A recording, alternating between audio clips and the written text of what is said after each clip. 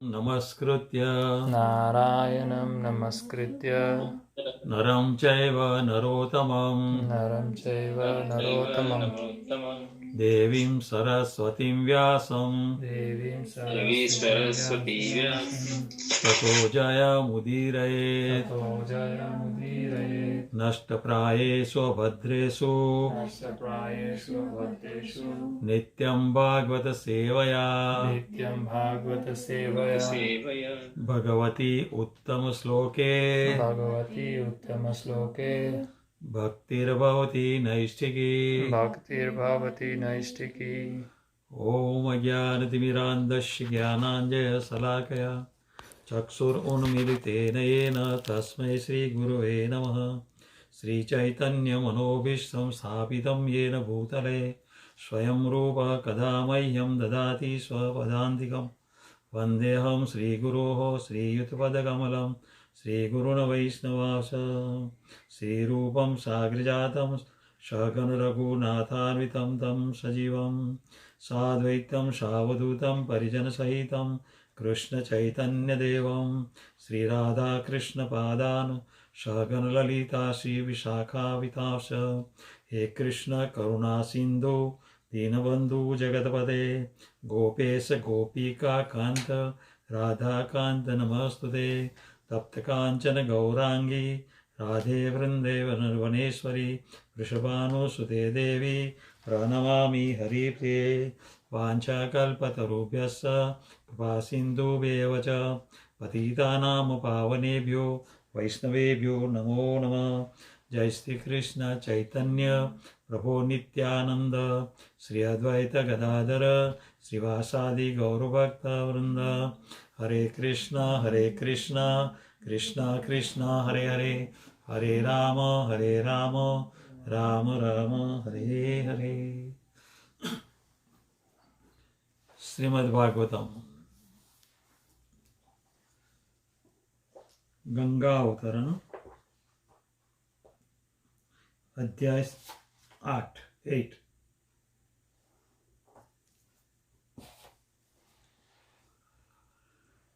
ये गंगा अवतरण सूर्यवंश में हुआ था और सूर्यवंश में इक्ष्वाकु, हम भगवद गीता के 4थे अध्याय के प्रथम श्लोक में देखते हैं कि इमं विवस्वते योगम प्रोक्तवान हम अव्ययम विवस्वान मनवे प्राह मनु इक्ष्वाकि अब्रवीत। यानी कि विवस्वान मनु के पुत्र इक्ष्वाकु, इक्ष्वाकु के वंश में आता है। तो इक्ष्वाकु के वंश में अम्बरीश राजा भी इक्ष्वाकु के वंश में आता है। यौनास भी इक्ष्वाकु के वंश में आता है और हारित भी। और इक्ष्वाकु के वंश से मांधाता आता है और मांधाता का जो वंश है तो मांधाता से रोहित हुआ, रोहित का पुत्र हरित हुआ, हरित का पुत्र चंप हुआ, चंप का पुत्र सुदेव हुआ, सुदेव का पुत्र विजय हुआ और विजय का पुत्र भरुकथा हुआ और भरुकथा का पुत्र वृक हुआ और वृक का पुत्र बाहुक हुआ। अब ये कथा बाहुक राजा से चालू होती है। तो बाहुक राजा है नहीं, उसकी जो दुश्मन थे, उसका शत्रु थे, उसने बाहुक राजा की पूरी संपत्ति ले ली। तो बाहुक राजा जंगल में यानी वन में चले गए अपनी पत्नियों के साथ। बाहुक राजा और अपनी पत्नियों के साथ वन में रह रहे थे। उसी टाइम बाहुक राजा की मृत्यु होती है। तो मृत्यु होती है तो उसमें से एक उसकी पत्नी बाहुक राजा के पीछे सती होने के लिए तैयार हुई। तो औरव मुनि ने उसे मना किया। क्यों मना किया? कि उसी टाइम ये सती का प्रथा तो था ही, लेकिन जो स्त्री प्रेग्नेंट हो और सती बनना हो तो नहीं बन सकती है। तो उसी टाइम ये बाहुक राजा की पत्नी वो गर्भस्थ थी तो उसको मना कर दिया। तो दूसरी पत्नियों ने क्या सोचा, ईर्ष्यावश, कि इसके पुत्र के साथ उसको मार दे। और उसके पुत्र के साथ उसे मार देने के लिए दूसरी पत्नियों ने इकट्ठे होकर उसको विष दे दिया, भोजन के अंदर मिला के। विष यानी गर यानी विष, ये मिला के उसको खिला दिया। तो भोजन में खाने के बाद भी उसको कोई इफेक्ट हुआ नहीं, और टाइम से उसको एक पुत्र का जन्म हुआ। और एक पुत्र का जन्म ऐसा हुआ कि जो दूसरी पत्नियों ने उसे गर यानी विष दिया था उसके साथ पैदा हुआ, यानी गर के साथ यानी विष के साथ। तो उसका नाम पड़ा सगर। क्यों सगर पड़ा? कि विष के साथ पैदा हुआ था, इसलिए सगर हुआ। बाद में सगर राजा हुआ, सम्राट हुआ। और उसके जो गुरु थे औरव मुनि थे। तो औरव मुनि ने सगर को ये अश्वमेध यज्ञ करने के लिए सूचन किया, यानी आदेश दिया। तो ये सगर ने ये अश्वमेध यज्ञ का आयोजन किया। तो भगवान भी बहुत खुश हुए। लेकिन जो यज्ञ के अंदर पशु का बलि देना पड़ता है यज्ञ के अंदर, तो वो बलि क्या देते हैं? अश्व को। तो इंद्र ने क्या किया, जो अश्व का बलि देना था यज्ञ में, उसी को चोर लिया। वो चोरी करके ले गया और उसने वो अश्व को जहां कपिल मुनि समाधि में थे उसके पास ही जाके बांध दिया। तो अब ये सगर राजा ने, उसकी 2 पत्नियां थी, एक का नाम था सुमति और दूसरी का नाम था केशिनी। जो सुमति थी उसको 60,000 पुत्र था। तो 60,000 पुत्रों को सगर राजा ने, जो इंद्र ने अश्व चुराया था, उसको ढूंढ लाने के लिए आदेश किया। अपने पिता के आदेश के अनुसार ये 60,000 पुत्र सब जगह में ढूंढने लगा, लेकिन ढूंढने पर भी अश्व मिला नहीं। तो ये 60,000 पुत्रों ने क्या किया, जमीन को खोदना चालू कर दिया। और खोदते बहुत दूर तक चले गए कि जहां उत्तर पूर्व दिशा में ये अश्व को बंधा हुआ देखा, और उसके साथ में ही कपिल मुनि को तपस्या करते हुआ देखा। तो ये सब 60,000 पुत्रों ने क्या सोचा कि उसी ने ही अश्व को चुराया है, यानी कपिल मुनि ने। तो वो कहने लगे कि महाचोर है, ये पापी है, और ऐसे लोग को मार देना चाहिए। और ऐसा करके सब चिल्लाने लगा। तो सगर मुनि के 60,000 को पुत्र की ये जो बुद्धि है दूषित क्यों हुई? तो अपने हाथ में हथियार लेके ये कपिल मुनि को मारने के लिए खड़े हो गए। इसका कारण ये था कि ये जो इंद्र है ने, इंद्र के प्रभाव से उसकी मति भ्रष्ट हो गई थी। और इंद्र के प्रभाव से मति भ्रष्ट होने से वो कपिल मुनि के सामने एकदम सामने आ गए और हथियार हाथ में लेके मारने के लिए। उसी टाइम कपिल मुनि ने आंखें खोली। कपिल मुनि ने जब आंखें खोली, उसी ही टाइम ये 60,000 पुत्रों के शरीर से ही उत्पन्न, अपने ही शरीर से ही उत्पन्न अग्नि से जल के भस्म हो गया। और वहां पूरा 60,000 पुत्र का भस्म का पूरा ढेर हो गया। तो ये कपिल मुनि के आंख के अंदर से जो ज्योति निकली, उससे ये जल के राख हो गया? नहीं। तो कैसे? कि ये जो भौतिक शरीर है ना, ये पृथ्वी, जल, तेज, वायु, आकाश, ये 5 तत्वों से बना हुआ है। उसमें जो अग्नि तत्व है उसके कारण कभी कभी अपने शरीर में अग्नि बढ़ती भी है और घटती भी है। लेकिन ये सगर के 60,000 पुत्रों ने महान पुरुष का अपराध किया था। उसी के वजह से ये 60,000 पुत्रों के शरीर की गर्मी इतनी बढ़ गई कि उससे वो सब जल के राख हो गए। कपिल मुनि का नेत्र में से क्रोध आना बिल्कुल संभव नहीं है। क्यों नहीं संभव है? कि वो शुद्ध सत्व में था और कपिल मुनि शुद्ध सत्व में ही रहते हैं। और दूसरा, ये अपना भव सागर पार करने के लिए ये सांख्य शास्त्र दिया है, और वे सांख्य शास्त्र ऐसा है कि जिसको भी ये भव सागर के साथ पार करना है उसकी नाव के बराबर है। और इस नाव का जो भी मनुष्य सहारा लेता है वो भव सागर तर जाता है। दूसरा, कि जब शुद्ध सत्व में होते हैं तो तमोगुण कभी भी नहीं होते, प्रकट ही नहीं हो सकता है। हाँ, सत्व रजोगुण भौतिक गुणों में हो तो प्रकट हो सकता है, लेकिन जब शुद्ध सत्व में हो तब ये तमोगुण कभी भी प्रकट हो नहीं सकता। और जिसके अंदर तमोगुण प्रकट नहीं हो सकता है, जो सत्व गुण में है, उसके लिए चाहे दुश्मन हो या मित्र हो सब समान होते हैं, उसके लिए कोई शत्रु नहीं होते हैं।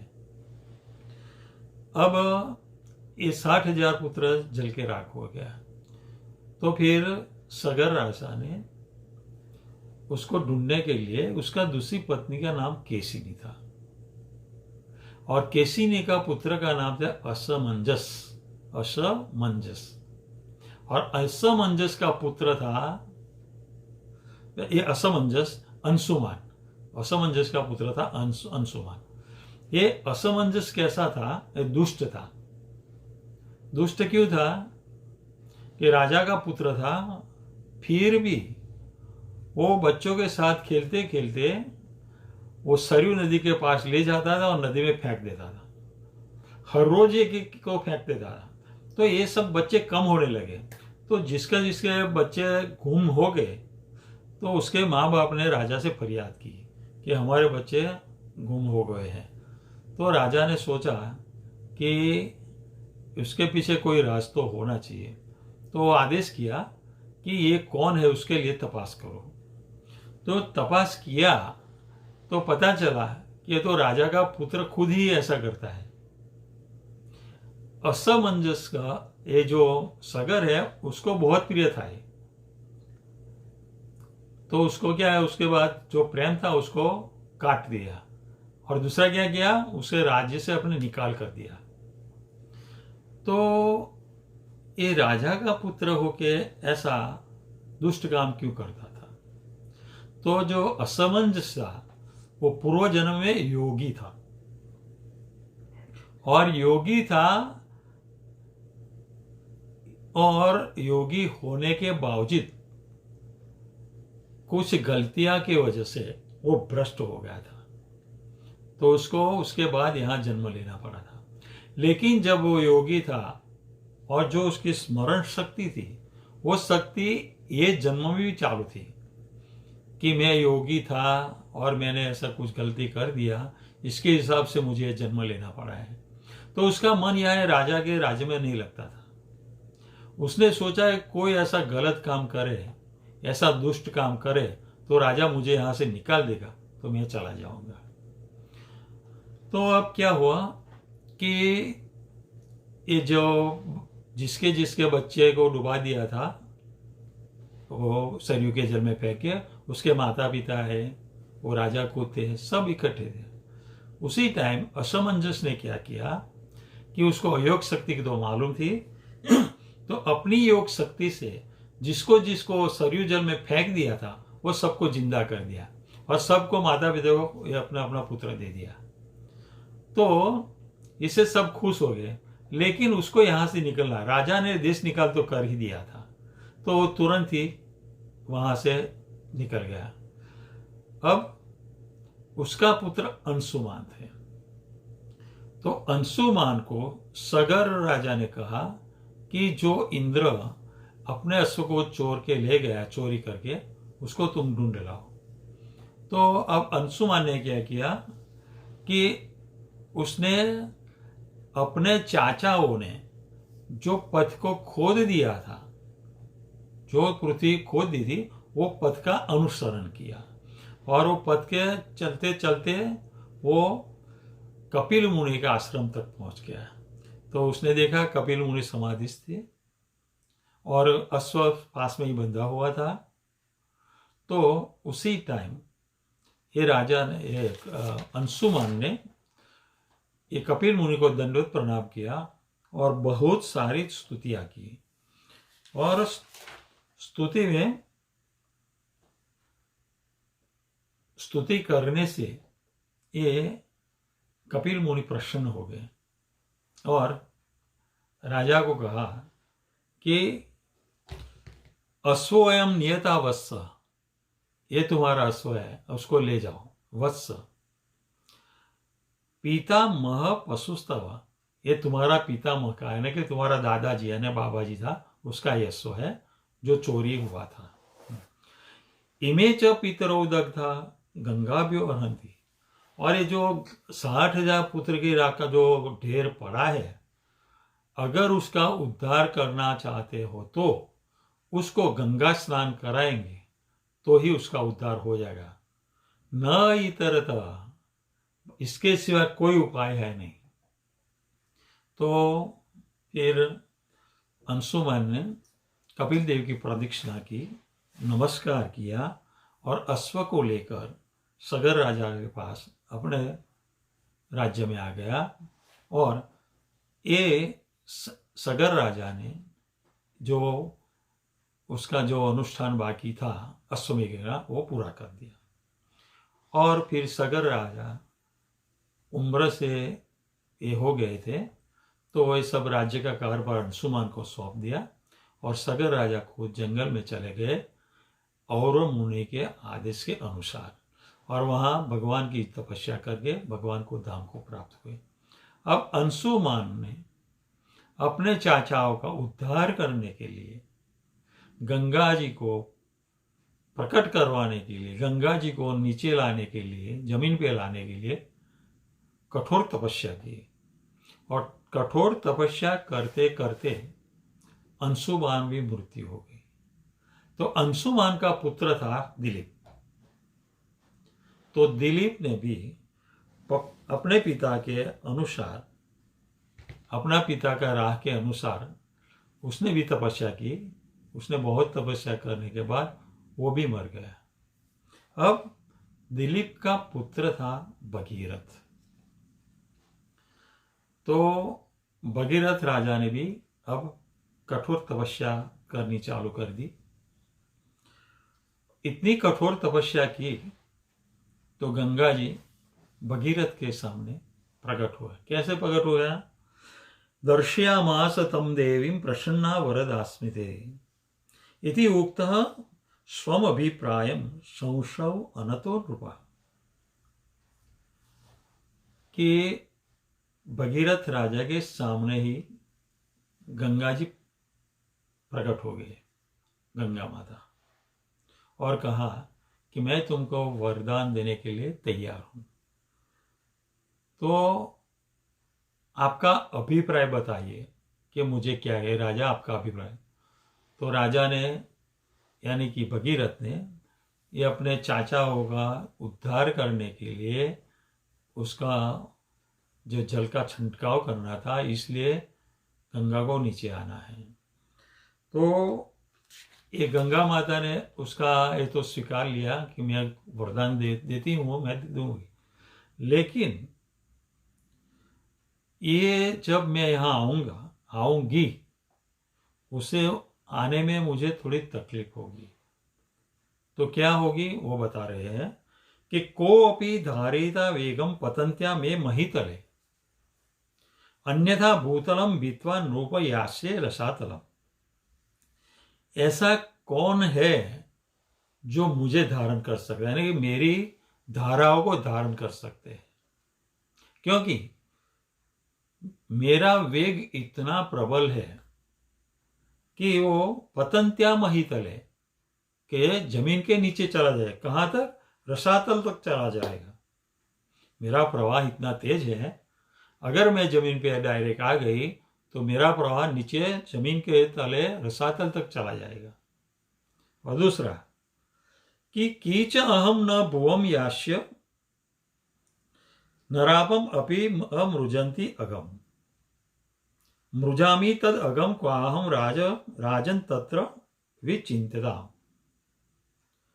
कि अगर मैं यहां जमीन पे आऊंगी, पृथ्वी पे है, अगर मैं यहां पृथ्वी पे आऊंगी तो उसमें बहुत सारे पापी लोग नहाएंगे, यानी कि यहां हम मेरे जल में स्नान करेंगे। अगर वो सब पापी लोग जो जल में स्नान करते हैं तो सब पाप मुझ में छोड़ेंगे, और वो पाप मैं कैसे सहन कर पाऊंगी। तो उसके बारे में ही राजा तुमको सोचना है। विचिंत्या, तुम सोचो कि अगर मैं नीचे आई और मेरे जल में पापियों ने स्नान किया और मुझमें सब पापियों पाप छोड़ेंगे तो वो पाप को मैं सह नहीं पाऊंगी। तो उसके बारे में सोचो। तो भगीरथ राजा ने बताया कि शिव जी है वो तुम्हें धारण करेंगे, और ऐसा कहकर दोनों उपाय बता दिए कि ये जो पानी में मेरे जल में जो स्नान करेंगे उसको पाप को कैसे मैं नष्ट कर सकूं। तो क्या उपाय बताया कि साधवो न्यासीनः शांतः ब्रह्मनिष्ठा लोकपावनाः हरन्ति अगम ते असंगात तेषु वास्ते ही अगमित हरि। अगमित हरि, जो पाप को नाश करने वाला कौन है? भगवान। तो क्या है, भगीरथ महाराज ने बताया कि तुम्हारे जल में साधुओं ने संत पुरुष, दूसरा न्यासी न, जो सन्यासी, जो भौतिक आसक्ति से मुक्त होते हैं वो, फिर शांत, जिसको कोई भौतिक आसक्ति नहीं है वैसा, और ब्रह्मनिष्ठा, जो वैदिक ज्ञान जानने में निपुण है, वैदिक कैसा, भगवान के बारे में, और लोक पावना, जो पतित जीवों का उद्धारण करने वाला भक्त है, वो सब। तो ये भगीरथ ने बताया कि साधु लोग, सन्यासी लोग, शांत लोग, ब्रह्मनिष्ठ लोग, और जो लोगों को पावन करने वाले है सब भक्त, जो अपने हृदय में भगवान को लेके घूमते हैं और जहां भी जाते हैं वो स्थान को तीर्थ बनाते हैं, ऐसे भक्तों जब तुम्हारे जल में स्नान करेगा तब तुम्हारा सब पाप धुल जाएगा। तो ये हम पहले स्कंद में देख गए हैं, जब युधिष्ठिर महाराज के पास विदुर जी आते हैं वो तीर्थ यात्रा करके, तब ये युधिष्ठिर महाराज बताते हैं कि तीर्थी कुर्वन्ति तीर्थानि, तीर्थी कुर्वन्ति तीर्थानि स्वान्तस्थेन गदावृताः। जो संत लोग हैं, जो भक्त लोग हैं, वो तीर्थ के समान है। क्यों? कि वो जहां जाते हैं वहां उसको तीर्थ बना। क्यों? कि अंतस्थः गदावृताः, जो अपने हृदय में भगवान को लेके घूमते हैं। अब भगीरथ महाराज ने शिव जी की तपस्या करी, और तपस्या करने से शिव जी प्रसन्न हो गए, और शिव जी को बताया अपना क्या काम करना है शिव जी को, कि मेरे चाचा का पुत्र है, उसके लिए गंगा जी को मुझे धरती पे यानी जमीन पे लाना है, तो उसको धारण करने वाला कोई नहीं है, तो आप उसको धारण कर। तो शिव जी ने बोला कि मुझे कोई हर्ज नहीं है, मैं उसको धारण करूंगा। तो क्या किया फिर? तथा इति राज्ञाभिहितं सर्वलोकहितः शिवः दधार अवहितो गंगाम पादपूत जलाम हरे। शिव जी ने क्या किया? गंगा जी को पहले बोल दिया कि तुम शिव जी के जटा में यानी सिर पे तुम्हारा अवतरण कर लो। तो फिर ये गंगा जी ने शिव जी के सिर पे अपना अवतरण किया और शिव जी ने उसे अच्छी तरह से संभाल लिया। दधार अवहितो गंगाम, गंगा का प्रवाह को धारण कर लिया। पादपूत जलाम हरे, पादपूत भगवान के चरण कमल से निकलने वाली जो दिव्य जल है, दिव्य गंगा है, इसको धारण किया। पादपूत, भगवान ने क्यों धारण किया? कि पादपूत जलाम, भगवान से चरण कमल के निकलने वाली गंगा थी, इसीलिए ये शिव जी ने उसको धारण किया। अब भगीरथ ने, शिव जी ने धारण किया, फिर जटा से उसको छोड़ा। तो भगीरथ ने बहुत पवन के वेग से चलने वाला रथ में बैठ गए और आगे आगे चलने लगा और पीछे पीछे गंगा जी। जब ये गंगा जी पीछे जाती तो आगे भगीरथ जाता था। उसी टाइम जो जो प्रांतों से ये गंगा जी पसार हुई, वो सब प्रांत पवित्र हो गए और ऐसे चलते चलते बहुत दूरी तक चले गए। तो बीच में झानु ऋषि तपस्या कर रहे थे। तो एक गंगा का प्रवाह है ने गंगा के प्रवाह ने झानु ऋषि को स्पर्श कर लिया। तो झानु ऋषि समाधि से एकदम जाग गए, उठ गए और देखा कि ये तो पानी का प्रवाह है। तो बहुत क्रोधित हुआ और झानु ऋषि ने सिर्फ अपनी एक ही अंजलि में पूरी गंगा को पी गए। और ये बाजू ये भगीरथ आगे जा रहा था, पीछे देखा तो गंगा जी नहीं है। तो वो वापस आए तो देखा तो झानु ऋषि बैठे हुए थे। तो उसको पता चल गया कि ये काम ये ऋषि का, ये झानु ऋषि का ये काम है। फिर उसको भी आजीजी की और आजीजी करने से झानु ऋषि ने अपनी कुख से गंगा को ऐसे पास कर दिया, यानी निकाल दिया। झानु ऋषि के कुख से गंगा को निकाल दिया, इसका मतलब कि ये झानु ऋषि की पुत्री होगी और झानु ऋषि की पुत्री होने से गंगा का नाम जाह्नवी हुआ। झानु ऋषि की पुत्री होने से गंगा का नाम जाह्नवी हुआ। अब ये फिर आगे चलने लगे और पीछे पीछे गंगा जी जाने लगा। तो